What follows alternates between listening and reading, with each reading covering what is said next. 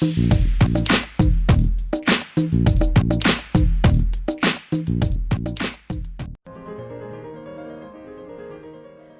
à tous, Tendler est l'un des coachs les plus en vue aux États-Unis actuellement. Il est le coach mental de plus de 300 joueurs de poker et l'auteur du livre Le mental au poker qui vient juste de sortir en français. Il a accepté aujourd'hui de répondre aux questions de Phil à propos de sa méthode et de son livre, en exclusivité pour monCoachPoker.fr. Hello Jared and welcome to monCoach Poker. So prior to be a mental poker coach, you were coaching golfers, right? That's right, Phil. Yeah, and thanks for having me today. Okay, and are there similarities between a poker player and a golfer? There are a lot. In fact, there were so many, I was quite surprised. I had been quite a golfer in my past, spent many years playing myself, and then also coaching golfers. And when I first met a poker player, I'd played some poker when I was growing up, but never as serious as some of the poker that's being played now. I was very surprised at how much the mental game and the work that I did with golfers translated to poker. And I think one of the things that is very similar between poker and golf is the luck factor, the variance. You know, golf is played over hundreds of yards, hundreds of meters, and course conditions, wind, rain. There's a lot of variation that exists, even variation in a golfer's shot making. You know, it's you may hit a perfect shot, but it's very difficult to do that exact same shot repetitively over and over again. Even the best players in the world, if you were to put a ball from 100 meters away, you know, there's going to be a distribution. So the ability to kind of deal with the bad luck and even deal with the variation in your own game is something that golfers have to deal with and poker players do as well. With variance, exactly the same, right? Variance, yeah. I mean, in poker, it's much more kind of built into it. In golf, it's built into it as well, but it's not quite to the same degree in golf as it is in poker. Okay, I see what you mean. So your book, Le mental au poker, in the translation just released in France. Can you present it to us quickly? Yeah. I'm very excited that it's going to be in, or it is now in the French language, and essentially the book describes the four major areas of the mental game, or the four major problems that exist in players' mental games, which are tilt, and tilt, as I define it, is mostly bad play due to anger. I know a lot of people say that tilt is anything less than playing your best, but I think that definition is too broad. So we've got tilt, we have fear, anxiety issues, things like that. Motivational issues, which of course many poker players know well, and of course confidence issues, which can include being overconfident.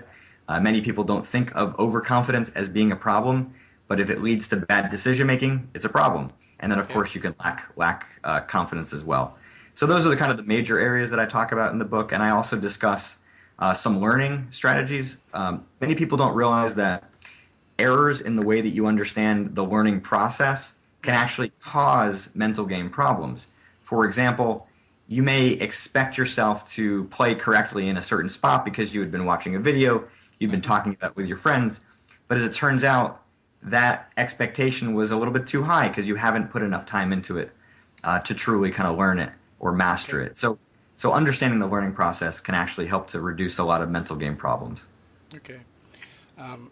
But what do you mean about the main key of a good preparation for a poker player? So preparation to me means like what you're going to do just before you're playing. And to get your mind in the right place, you want to remember your goals, number one. Your goals provide the direction for your focus. And if you want to have really good focus and really good motivation, you need to know what your goals are for that day. It could be how many hands you want to play or how many tournaments you want to play if you're playing online. It could be to be very focused on improving certain aspects of your technique, or to be driven to play as well as you possibly can for as long as you can. So that's number one. Number two is to review some of your technical mistakes. Now, this is not a mental thing. It would be reminders of things that you need to be fixing in your technical game. Yeah. And then number three would be reminders for what you need to be fixing in your mental game. So if you do those three things, you're going to be more prepared to be playing perhaps better than you did the day before, which to me is the ultimate goal. and to avoid tilting? Certainly. What's really the most important to avoid tilting? To avoid tilting, you have to be able to see your tilt in real time. If you can't spot the signs of tilt before it becomes too big, then you have no chance of being able to stop it at the table. You have to quit, or you have to wait until another time to be able to stop tilt. But to work at it, to treat it later. Exactly. But ultimately, you want to be able to treat it in the moment. And there's a reality of the mind. When emotions, whether it be anger for tilt or fear, when those emotions rise too high, they actually shut down your ability to think. Mm-hmm. Now, thinking is what you need in order to control tilt and to be able to continue to play well. So it means that you have to be able to spot the early signs of tilt while you can still think, so you can fight against it. Because if you don't catch it until you're already very angry and steaming, then you don't have enough of your mind to be able to fight against it. Yeah, I see what you mean. So, have you other projects right now, forthcoming book, perhaps, or? It was a project to get the French translation released, so I'm excited about that. And I always have things in the pipeline, but at this point, I'm not ready to share what they are yet. But there will be more news soon, I promise. It's your secret. Okay, I see what you mean. So, Jared, we are very happy to speak with you today, and hope we will continue to work together, because your work is very, very interesting, and it's exactly the kind of thing we would like to share on our side. So I wish you all the best, and bye-bye, and see you later. Thanks, Phil. It's good to talk to you, and I'm sure we'll see each other again. Yeah, bye-bye. Bye.